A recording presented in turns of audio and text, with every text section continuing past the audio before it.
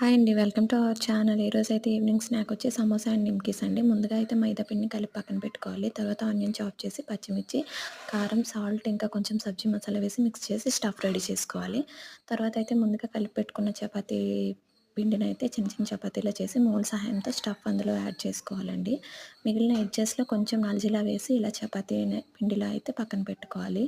తర్వాత ఇదిగోండి సమోసాస్ అయితే రెడీ అయిపోయాయి.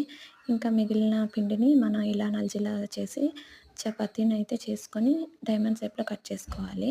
ఇంకా మనకి రెడీ అయి ఉన్న సమోసానైతే డీప్ ఫ్రై చేసుకున్నానండి. అలాగే మనం డైమండ్ షేప్‌లో కట్ చేసి పెట్టుకున్న నిమ్కీస్ కూడా ఆయిల్‌లో డీప్ ఫ్రై చేసుకుంటే మనకి స్నాక్ ఐటెమ్ రెడీ అండి.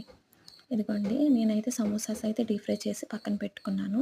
అచ్చం షాప్స్‌లో చేసేలాగానే ఉన్నాయి. ఇదిగోండి నిమ్కీస్ కూడా రెడీ అండి. సో వీడియో నచ్చితే please like and subscribe my channel. Thank you.